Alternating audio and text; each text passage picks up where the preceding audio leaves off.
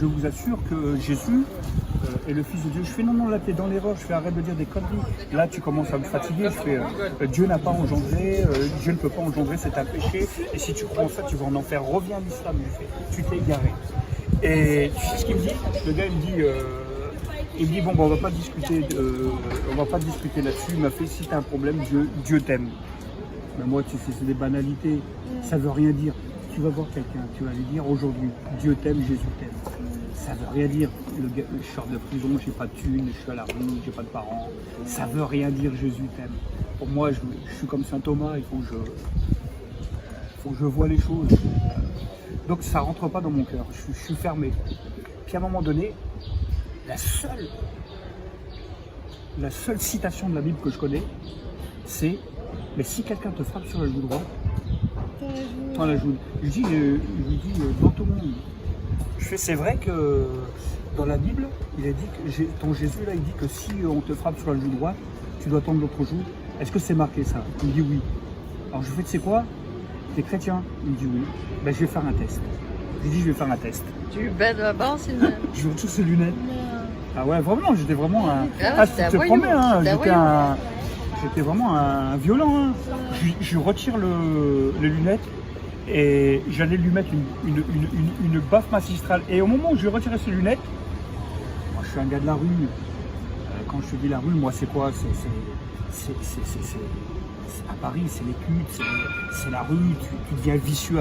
À 20 ans, j'étais déjà vicieux, j'avais tout vécu. Les comment? J'avais vécu les comment? J'avais tout vécu. Donc moi quand il me dit comment on appelle ça, quand il me dit que Dieu m'aime, ça me fait rigoler. Mais tu sais ce qui m'a fait réfléchir, ce qui m'a fait en tout cas ce qui m'a arrêté la violence, c'est au moment où je retire les lunettes, je vois dans son regard, lui il a 18 ans, moi j'en ai 20. Je vois une pureté que moi j'ai pas. Et ça me déstabilise. Je suis un voyou, hein, pourtant. Je suis un voyou. Mais quelque chose, il reflète quelque chose que j'ai pas, une pureté. Et au moment où il me regarde, ça m'a apaisé. Je sais pas ce qui s'est passé. C'est un phénomène surnaturel que moi je peux pas, même pas encore aujourd'hui définir. Je remets ses lunettes, je fais t'as de la chance. T'as de la chance. C'est quoi? Toi et ton Jésus, tu dégages. J'ai pas le temps à perdre. Et il me dit, je peux te dire quelque chose? Il me dit, juste avant de partir, j'aimerais te dire que Dieu t'aime et que si tu as un problème, demande à Jésus-Christ. Je fais, allez, c'est bon. Et je me barre. Je marche dans les rues de Paris. Je dis, ce soir, où est-ce que je vais squatter? Je marche. J'arrive, il est 11h du soir. J'arrive, je sais pas où dormir. Et je suis à la place d'Italie. Donc, je descends vers la gare d'Austerlitz. J'arrive au Gobelin, je descends les Gobelins, et là j'arrive à la gare d'Austerlitz et je vois un petit square. Je dis, je vais squatter. Ce soir, je vais squatter là. Fatigué, il est 11h30, je prends ma valise, ma petite valise, et je squatte. J'ouvre le jardin public, un calme. Paris, pourtant, à Paris. Mais là, dans ce jardin, mais un calme. J'arrive là, je pose ma valise, et d'un seul coup, tu sais quoi? Un cafard. Mais une angoisse, jamais ça m'arrive, mais une angoisse, une oppression qui me prend le ventre et je me sens à ce moment-là, non seulement angoissé, mais je me sens perdu. Pourquoi perdu? Avant j'étais un débrouillard, je veux dire, quand t'es à la rue, t'as toujours des... Mais là, je savais, c'était plus dans ma tête, je savais que j'étais perdu. Et je me suis mis à pleurer. Et je me suis dit, mais qu'est-ce que je vais devenir? J'avais plus confiance en moi, plus confiance en les hommes, plus confiance. Et je me suis dit, ah ouais, et je me suis mis à pleurer comme un gamin. Et je me suis mis à chialer comme un gosse. Il fallait que ça sorte. Et là, à 20 ans, je me suis mis à genoux et j'ai commencé à pleurer. Au moment où je me mets à pleurer, je ferme les yeux et je me vois 6 ou 7 heures avant avec le jeune qui me dit, si tu as un problème, demande à Dieu. Et là, dans un sursaut de souffrance, je crie, je dis, j'ai entendu quelqu'un qui m'a dit que tu m'aimais. Si tu m'aimes, montre-moi-le. Je suis perdu. Au moment où je dis ça, où je fais cette prière, j'entends une voix audible. Attends, on est en 79 quoi. J'ai pas fumé, je suis pas Jeanne d'Arc, j'entends une voix audible qui me dit Saïd, qui m'appelle par mon prénom, Saïd, j'ai entendu ta prière et je vais t'exaucer. Ça dépasse ces science-fiction-là. Ça dépasse le raisonnement. Ça, tu ne le vis pas. Je veux dire, soit t'es fou, t'es schizophrène, t'es un malade mental ou t'es un fou, furieux. Mais là, je suis lucide, j'entends une voix. Et quand j'entends cette voix, Dieu, une voix qui me dit Saïd, je t'aime et je vais te relever, j'ai entendu ta prière, je me retourne, je pensais qu'il y avait quelqu'un qui me faisait une blague. Et je suis apaisé,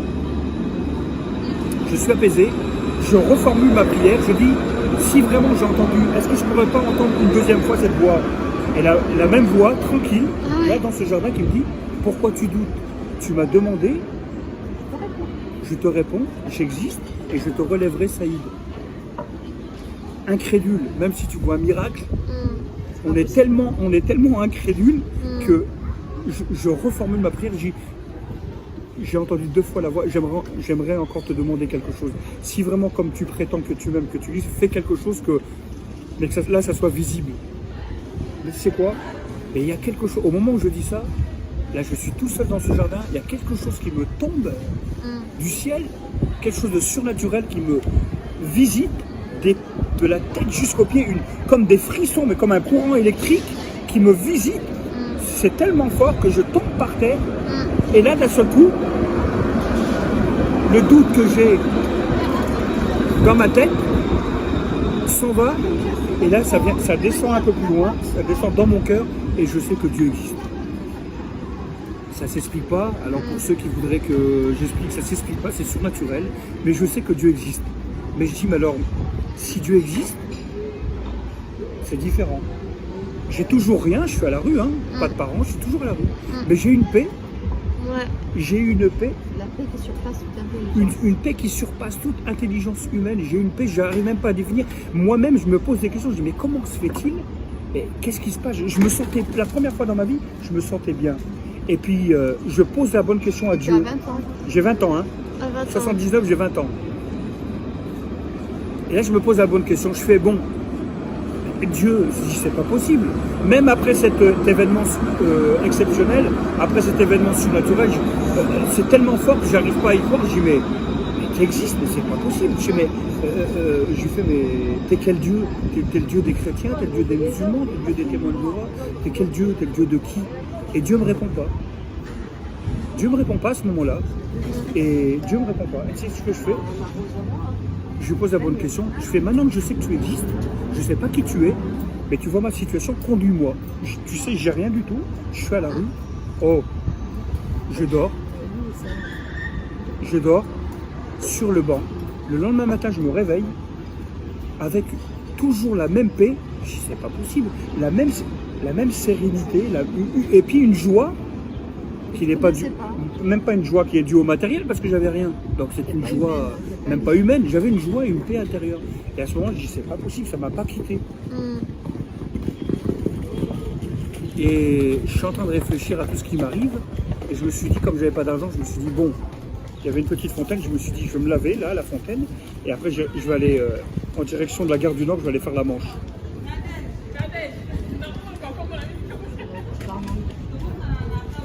Et donc je prends direction Gare du Nord. Et à Gare du Nord, je prends le métro. Comme tous les Parisiens, je prends le métro pour aller faire la Manche. Et il y a un farfelu qui me bouscule. Mais à Paris, c'est tout à fait normal. T'as tellement de fous que il y a un farfelu qui me bouscule. Et tout en me bousculant, tu sais ce qu'il fait? Il me donne un papier, il me dit, oh, j'en ai pas besoin. Moi, c'est machinalement, je prends le papier, il me le donne dans la main, je le mets dans ma poche, je me dis, encore un malheureux, encore un fou furieux. Et je mets la main dans ma poche, et au moment où je prends ma direction Gare du Nord, j'entends la voix de Dieu. Je sais que c'est Dieu qui me parle, mais pas audible. Là, ce coup-ci, c'est intérieur, qui me dit, prends ce papier, regarde, et va à l'adresse indiquée. Je prends le papier, 12 rue du Chemin Vert, métro Bastille, 11e. Ça n'arrive pas tous les jours, ça. Alors, je veux bien qu'il y a du hasard, mais tu sais quoi? La voix de Dieu, la puissance, le lendemain, tout de suite le lendemain, je fais demi-tour, je dis, je vais aller jusqu'au bout. C'est la première fois de ma vie que je vis un miracle surnaturel. Je frappe, je suis maigre, agressive, je frappe, j'attends, et il y a un gars qui m'ouvre. Et là, aux surprises, Là, je vois un arabe, mais vraiment l'arabe, quoi. Moustache frisée et tout. Hein.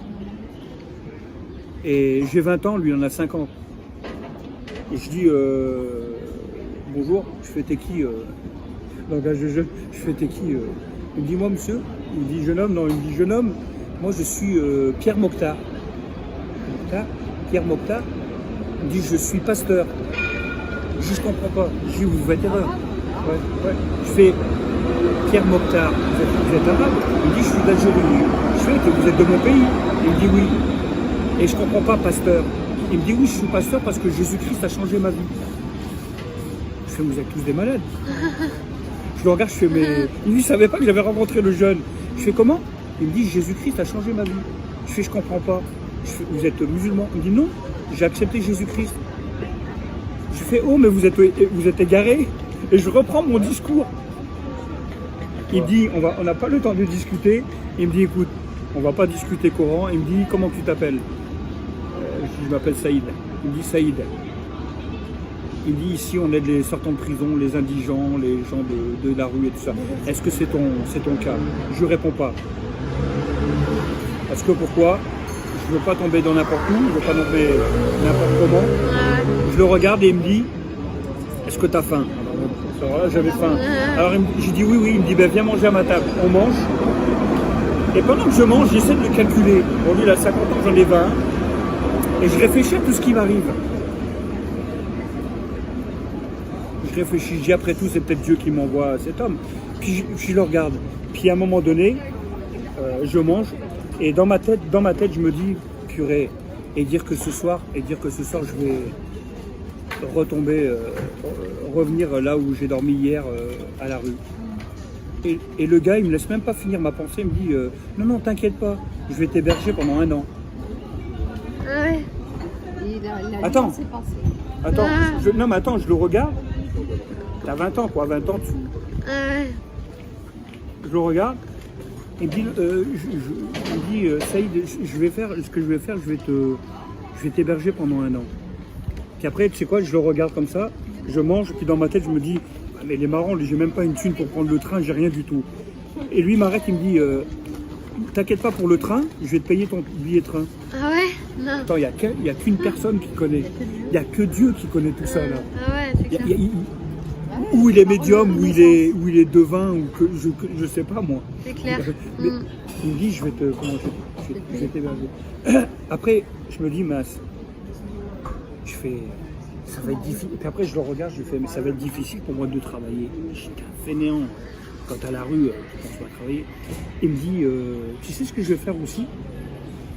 Dès qu'on va rentrer, on va faire tous tes papiers et je vais te trouver un travail. Je vais te trouver un travail. Attends, si jamais il t'arrive ça dans ta vie, une fois. Ça y est, tu prends une claque, quoi. Non mais là tu dis, bon. Là tu t'assois et tu dis, je veux bien croire au hasard, mais là, alors là tu sais quoi, ça fait beaucoup. Donc je le regarde et il me dit, je vais te donner de l'argent et tu vas aller à Gagny-Chénet, tu vas prendre le train pour Bondy, Gagny-Chénet et il y aura un éducateur qui t'attend là-bas. Je dis d'accord, il me donne les sous, il me donne l'argent, je prends le billet de train, et je vais à Bondy, je vais là-bas.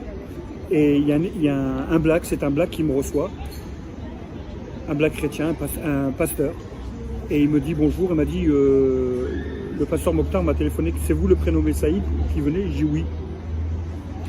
Et il me voit tellement déglingué par la vie, maigre, sans sourire. Je faisais 40 kilos, 45 kilos, c'était la mort. Il me regarde, il me dit, bon, je vois que vous êtes fatigué. Il me fait, je vois que vous êtes fatigué. Il me fait, je vais vous donner une chambre. On verra pour les modalités demain. Il m'a dit, on s'expliquera demain pour dire un petit peu votre vécu. J'ai dit d'accord. Il me donne ma chambre. Tout ce qui m'arrive en une journée, il me donne ma chambre. J'ouvre la chambre. Il est quelle heure? Midi et demi. Je rentre dans la chambre. Et là, je vois dans cette chambre, une petite chambre de 10 mètres carrés, je vois une pendule, je vois une petite table, et sur la petite table, je vois marqué la Sainte Bible. Je fais même pas attention, je laisse, je calcule pas, et d'un seul coup, je me pose, je réfléchis à tout ça, et j'entends une voix, la même voix, mais intérieure, qui me dit prends la Bible et lis l'évangile de Matthieu. Ma culture, elle est tellement limitée, je ne sais même pas si Matthieu existe. Moi, l'apôtre Matthieu, l'évangile de Matthieu, je ne connais même pas. Jamais. C'est quoi? Alors pour vérifier si cette voix c'est vraiment. Je prends la Bible et je lis l'évangile de Matthieu. Et je suis là. Et je lis, et je lis, et je lis. Au moment où je prends l'évangile, et au moment où je lis l'évangile, je prends la Bible, l'évangile de Matthieu, c'est comme s'il y avait un voile. C'est comme je sens un voile partir. Et là, une compréhension pourquoi Jésus est venu, qu'est-ce qu'il a fait, en quoi moi je suis impliqué. Et je savais que moi j'avais affaire à quelque chose avec lui. C'est comme si Jésus me disait, je te tends la main, aujourd'hui tu peux avoir une nouvelle vie. Ce que les hommes ou toi-même ne peuvent pas te donner, moi je peux te le donner. J'ai qu'une hâte, c'est de finir l'évangile, me mettre à genoux et de dire, j'accepte, moi je veux que tu viennes. Et c'est ce que je fais, je finis l'évangile de Matthieu, j'arrive au chapitre 28, je ferme la Bible, je regarde l'heure. J'avais mis, tu sais quoi? J'avais mis plus de 2 heures à lire. Je vois marquer 3 heures de l'après-midi, 15 heures. Je ferme ma Bible, l'évangile de Matthieu, il est 15 heures. Hein. J'ai qu'une hâte, c'est de me mettre à genoux. Je ferme ma Bible, je la mets sur mon chevet. Et au moment où je me retourne, Jésus il est devant moi, comme je te vois, il m'a pas. Il me regarde. Rempli d'amour. Un regard. Son amour, il est tellement profond que je me sens envahir d'un amour que je me mets à pleurer. Mais vraiment, je sens des frissons. Enfin, il y a tout le surnaturel, hein, tout le côté surnaturel. Je sens une présence que le monde ne peut pas connaître. Je me sens envahir d'un amour et Jésus me regarde. Et au moment où il me regarde, un regard tellement profond qui n'existe pas, d'amour. Et là, au moment où il me regarde, je vois le film de ma vie. Je vois le film de ma vie. Je vois ma naissance en Algérie, mes parents qui me frappaient, la délinquance. Et à ce moment-là, Jésus, il me regarde toujours et je pleure, je me libère et je crie de souffrance. En même temps de joie, tout remonte, je suis libéré. Et puis à un moment donné, je ne sais pas combien de temps ça se passe, ça se passe, je peux même pas, le temps il s'est arrêté. Je vis quelque chose que personne au monde ne peut vivre. C'est une expérience spirituelle et surnaturelle. Et à ce moment-là, quand c'est fini, Jésus me regarde et me parle. Il m'a dit, il me prend, il se baisse, il me prend par la main, il me relève. Il m'a dit, Saïd, je suis le chemin, la vérité et la vie. Et nul ne vient à Dieu que par moi. Et il me parle en arabe. Saïd, Sidna Isa, wal tariq wal hayat wal had. Je le dis en arabe, je suis le chemin, la vérité et la vie. Il m'a dit, Saïd, j'ai entendu ta prière. Et il m'a dit, j'ôte tes fardeaux. Au moment où il fait ça, il me dit, j'ôte tes fardeaux, il me fait un geste symbolique, il fait comme ça, il fait, j'ôte tes fardeaux. Je me sens léger. Je bouffe à la rue, j'étais un pêcheur, j'étais un pourri, j'étais un délinquant. Le mal, je l'ai connu avant l'heure. Et à ce moment-là, je suis libre, mais libéré. Et là, tu sais quoi, je vis une expérience que personne au monde ne vit. Et là, Jésus me dit, Saïd, à partir d'aujourd'hui, ta vie va changer. J'ai 20 ans, hein. Je suis dans un foyer de réinsertion de clochards et de sortants de prison.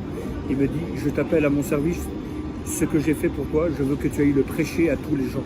Là où je vais t'envoyer, tu vas dire à tous les gens, je les aime, et tous ceux qui croiront en moi auront la vie éternelle. Et il part.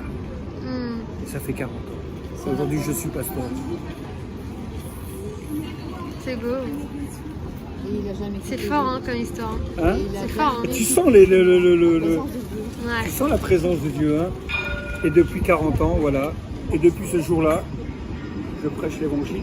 Alors après, on peut me dire, t'es un taré, t'es un fou,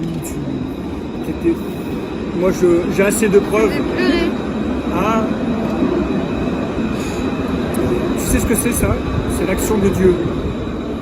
Laisse faire.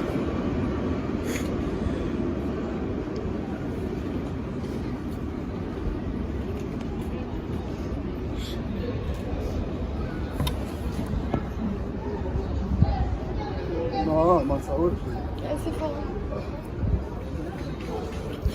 Parce que Dieu t'aime.